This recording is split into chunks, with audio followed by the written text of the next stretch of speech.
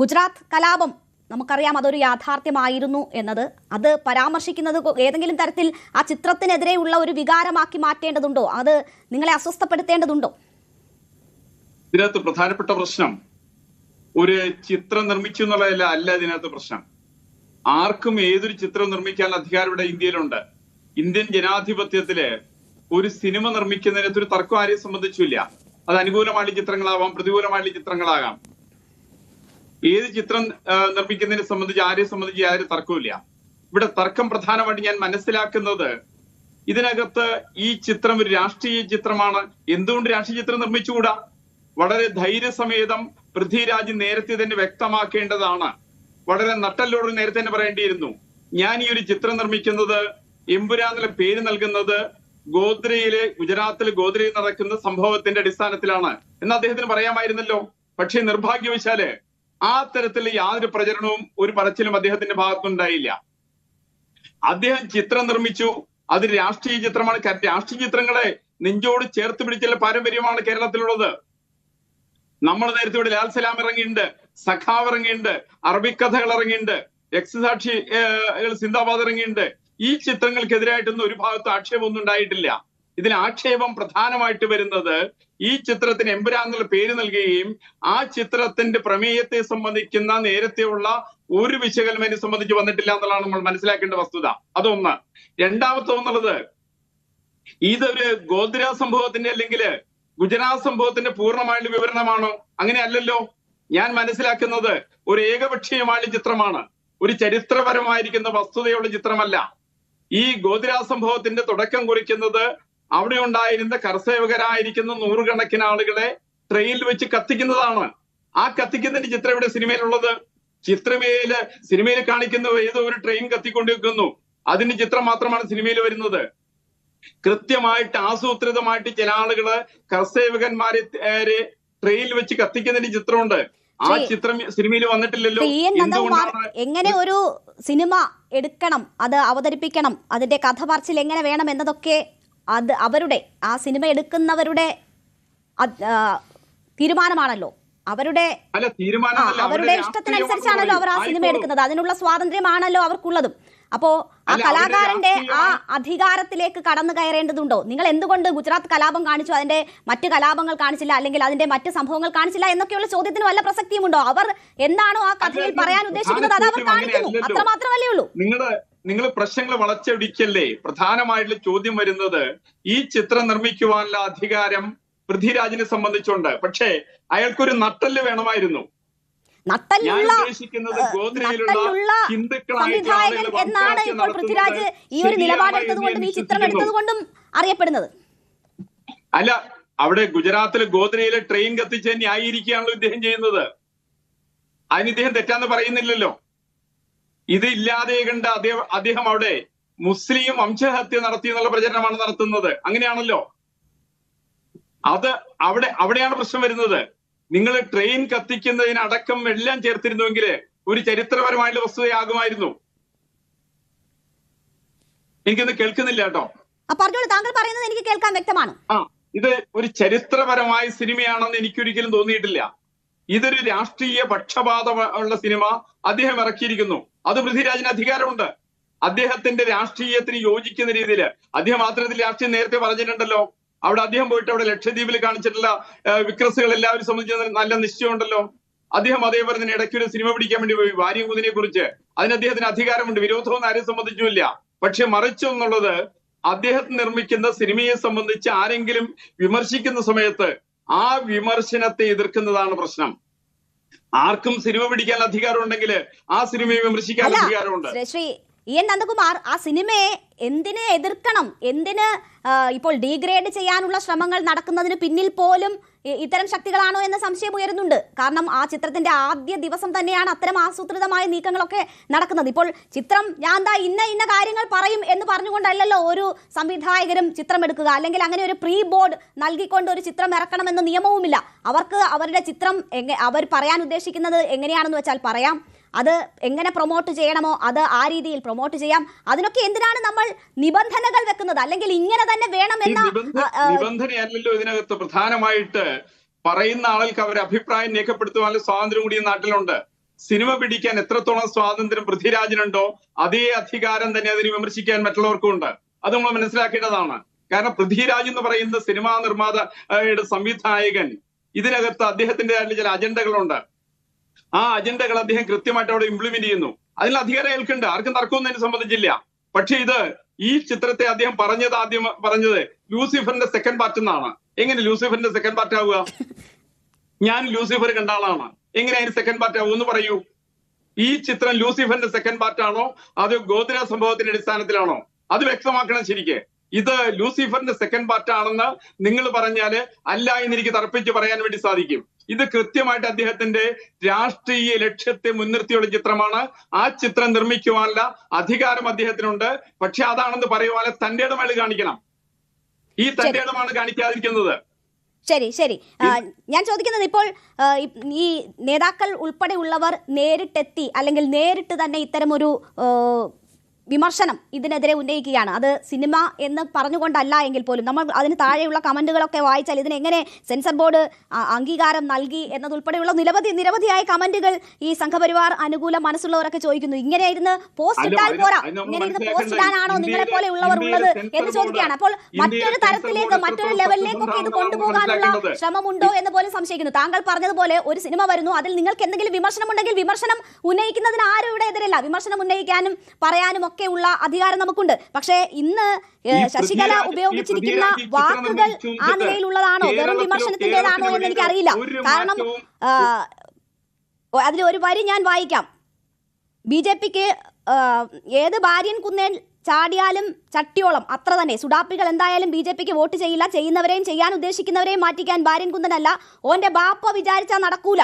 ഉഷപൂജയും ഉച്ചപൂജയും ഒക്കെ മുറക്കി നടക്കട്ടെ. അപ്പോ ഈ ഭാഷയൊക്കെ ശരിക്കുള്ള ഒരു വിമർശനം എന്ന നിലയിൽ കാണാൻ പറ്റുമോ എന്ന് മാത്രമേ ഞാൻ ചോദിച്ചുള്ളൂ. എന്താണ് തെറ്റ് എന്ന് എനിക്ക് മനസ്സിലായില്ല.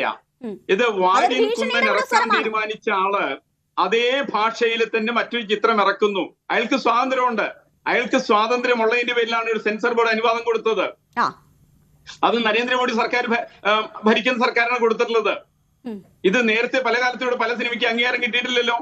സെൻസർ ബോർഡിന് അംഗീകാരം കിട്ടാത്ത സിനിമകൾ ധാരാളം വന്നിട്ടുണ്ടല്ലോ, രാഷ്ട്രീയ ചിത്രങ്ങള്. ഇത് ഇത്തരത്തിൽ തടസ്സങ്ങളൊന്നും ഉണ്ടായില്ലല്ലോ, അവർക്ക് അംഗീകാരം കിട്ടിയല്ലോ. ശരി, അപ്പൊ അംഗീകാരം കിട്ടിയതിന് ശേഷം ഇതിന് വിമർശിക്കുന്നത് ഇതെന്തൊരു ഒരു മഹത്തായുള്ള പശുവാണ്, വിശുദ്ധ പശുവാണെന്നുള്ള വെപ്രാളമൊന്നുമില്ല. അതിന്റെ ആവശ്യമില്ല. കൃത്യമായിട്ട് ഇതിന്റെ നറേഷന്റെ വേറെ പ്രശ്നം അത് മാത്രമല്ല ഇപ്പൊ ഉള്ളത്.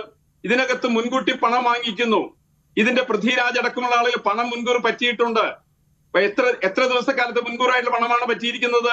ഇതിന്റെ ബ്രഹ്മാണ്ഡ ചിത്രത്തിന്റെ മുതൽ മുടക്ക് എത്രയാണ്? ഇവരുടെ ഇൻകത്തിന്റെ സോഴ്സ് എന്താണ്? അതിനെക്കുറിച്ച് അന്വേഷണം നടത്തേണ്ടതല്ലേ? അപ്പോ ഒരു ഭീഷണിയായി കാണണമോ? അതാണ് ഞാൻ ചോദിക്കുന്നത്. ഇവിടെ അവസാനിക്കുമോ ഇത്? ഈ ഒരു താങ്കൾ പറഞ്ഞതുപോലെ ഈ ഒരു വിമർശനത്തിൽ അവസാനിക്കുമോ, അതോ ഇതിന്റെ ബാക്കി പത്രം ഉണ്ടോ എന്നതാണ്. അപ്പോൾ ഇപ്പോൾ ED നമുക്കറിയാം, പല ചിത്രങ്ങളുടെയും പിന്നിൽ ഉള്ളവർക്ക് അതിന്റെ വരുമാനവും സ്രോതസ്സും തേടി ED എത്തുന്നുണ്ട്. അപ്പോൾ അതിലേക്കാണ് അദ്ദേഹം വിരൽ ചൂണ്ടുന്നത്. ഞാൻ താങ്കളിലേക്ക് വരാം. ശ്രീ റെജി കൂടി നമുക്കൊപ്പം ചേരുകയാണ്, വലത് നിരീക്ഷകൻ. ശ്രീ റെജി, ഒരു ചിത്രം നമ്മൾ അതിന്റെ ആക്ഷനും മാസും ഒക്കെ ചർച്ച ചെയ്യാമെന്ന് കരുതിയിരിക്കുമ്പോഴാണ് വലിയ രീതിയിൽ അതൊരു രാഷ്ട്രീയ വിവാദമായി കൂടി മാറുന്നത്. നമ്മുടെ ചർച്ച പോലും ആ നിലയ്ക്ക് മാറ്റേണ്ടി വന്നു.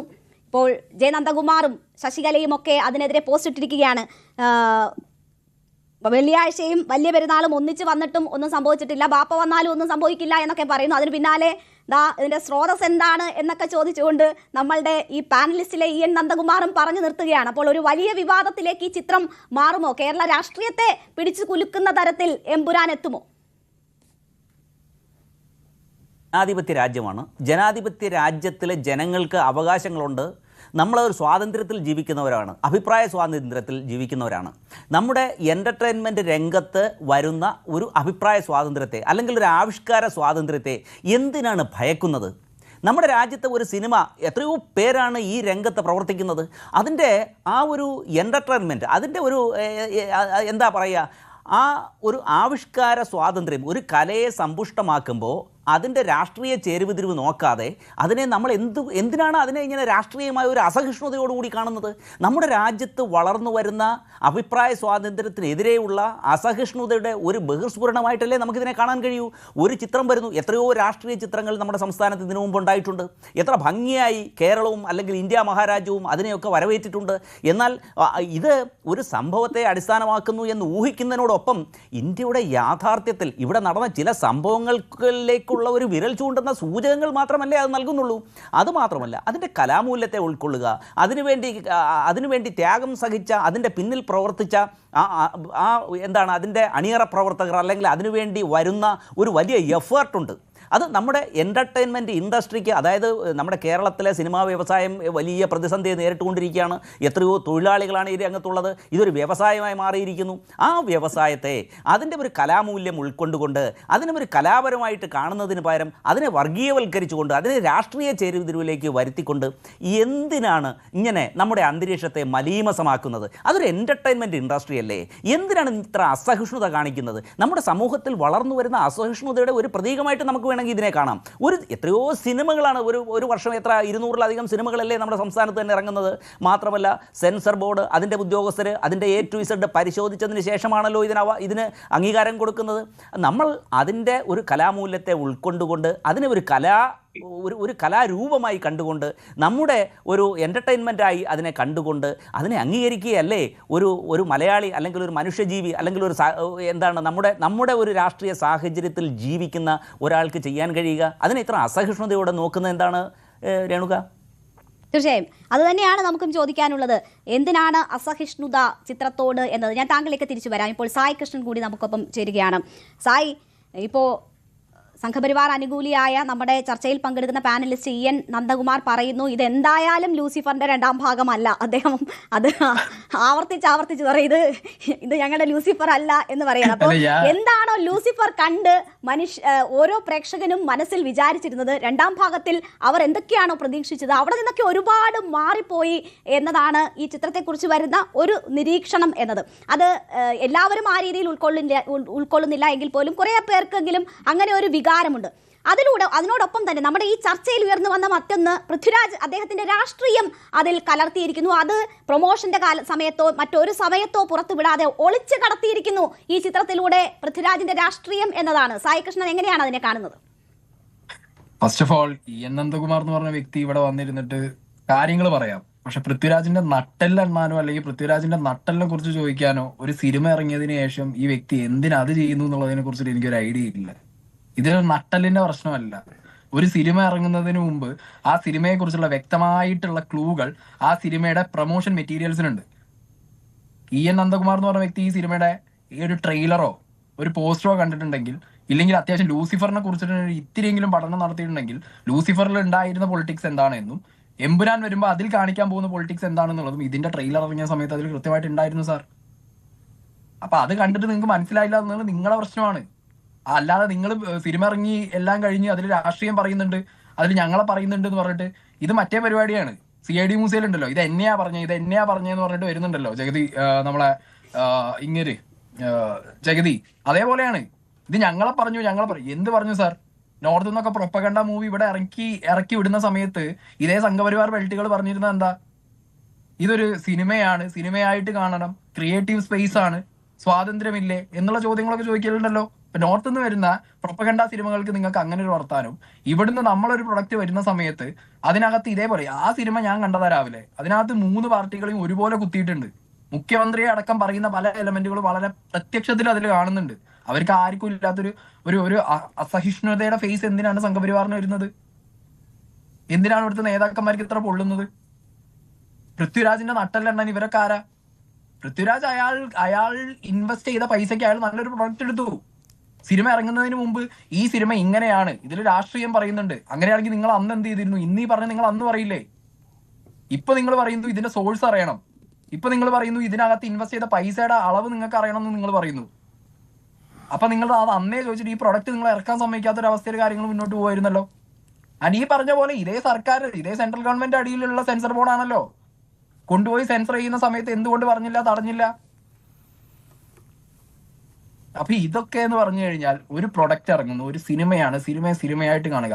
പ്രൊപ്പഗണ്ട സിനിമയാണെന്നുണ്ടെങ്കിലും ഏതൊരു സിനിമയാണെന്നുണ്ടെങ്കിലും ഒരു ക്രിയേറ്റീവ് സ്പേസിൽ ഇരുന്നു കൊണ്ട് ആ സിനിമയുടെ റൈറ്റർക്കും ആ സിനിമയുടെ ഡയറക്ടർക്കും പറയാനുള്ള കാര്യങ്ങൾ ജനങ്ങളിൽ എത്തിച്ചു കഴിഞ്ഞാൽ ജനങ്ങൾ ഏറ്റെടുത്തോ ഇല്ലേ, അത് മാത്രമേ ഉള്ളൂ. അതിനകത്തുള്ള രാഷ്ട്രീയം നിങ്ങൾക്ക് കയറി മുറിക്കാം, രാഷ്ട്രീയ സിനിമകൾ വരും, അത് നമുക്ക് എന്ത് ചെയ്യാം, ഓഡിറ്റ് ചെയ്യാം, എല്ലാം ചെയ്യാം. പക്ഷെ ചെയ്യുന്നത് കൊണ്ട് ഒരു പ്രൊഡക്റ്റിനെ നിർത്തണം. ഈ പ്രൊഡക്റ്റിന് കാണിക്കരുത്, ഇത് ബാൻ ചെയ്യണം, ഇത് ഇനി ആരും കാണരുത് എന്നുള്ള ഒരു മാസമായിട്ടുള്ള ഒരു സാധനം നിങ്ങളെ നേതാക്കന്മാർ എങ്ങനെ ഇട്ട് കൊടുക്കും? പലരുടെ പേജിലും ഇന്ന് അതാ കാണുന്നത്, ബുക്കിംഗ് ക്യാൻസൽഡ്, ഞങ്ങളിത് കാണില്ല. രാജ്യസ്നേഹമുള്ളവർ ആരും ഇത് കാണില്ല. രാജ്യസ്നേഹം ഈ സിനിമയും തമ്മിൽ എന്ത് വന്നു? പിന്നെ ഇവർ ഈ പറയുന്ന എലമെന്റുകൾ ഇതിനകത്ത് പറയുന്നു, ഗുജറാത്ത് കലാപം പറയുന്നു, ട്രെയിനിന്റെ കാര്യം പറയുന്നു. സാർ, ഈ എലമെന്റ് കൂട്ടി വായിച്ചത് നിങ്ങളല്ലേ? ഈ സിനിമയിലെ വില്ലനെ നിങ്ങളുടെ നേതാവിനെ ആയിട്ട് ഉപമിച്ചത് നിങ്ങളുടെ ഈ പോസ്റ്റ് ഇടുന്ന നേതാക്കന്മാരാണ്. അല്ലാതെ ഇത് എഴുതിയ മുരളി ഗോപിയോ ഇത് കാണിച്ചെന്ന പൃഥ്വിരാജോ എവിടെയും പറഞ്ഞിട്ടില്ല ഇത് നിങ്ങളെ നേതാവാണെന്നുള്ളത്. അപ്പൊ പോണ ഏതോ വഴിക്ക് പോകുന്ന കിളീനെ ഏണി വെച്ച് പിടിച്ച് കയറിയിട്ട് എന്നാ ഞാനും ഉണ്ട് എന്ന് പറഞ്ഞിട്ട് ഏറെക്ക് പോകുന്ന അവസ്ഥയാണ് ഇപ്പൊ സംഘപരിവാർ ബെൽറ്റുകൾ കാണിച്ചുകൊണ്ടിരിക്കുന്നത്. ഒരു സിനിമ ഇറങ്ങിയ അത് ഒരു ഇൻഡസ്ട്രിക്കകത്ത് വരാൻ പോകുന്ന ഒരു മാറ്റം, ഇത്രയും വലിയൊരു സിനിമ, ഈ സിനിമ നമ്മുടെ ഇൻഡസ്ട്രിക്ക് കൊണ്ടുവരാൻ പോകുന്ന ഒരു ഇൻവെസ്റ്റ്മെന്റ്, ഒരു സിനിമ കൊണ്ട് ഇൻഡസ്ട്രിക്ക് തന്നെ വലിയൊരു മാറ്റം വരുമ്പോൾ ഈ രീതിയിലുള്ള പ്രവണതകൾ ഒട്ടും എനിക്ക് യോജിക്കാൻ പറ്റിയ ഒരു കാര്യമല്ല. എനിക്ക് ഈ സിനിമ എത്രയോ ഇഷ്ടപ്പെട്ട ഒരു സിനിമയാണ്. ഞാൻ രാവിലെ അത് എന്റെ അഭിപ്രായം പറഞ്ഞു, ഞാൻ രണ്ടാമതും ഈ പടം കാണാൻ പോകാതിരിക്കുക.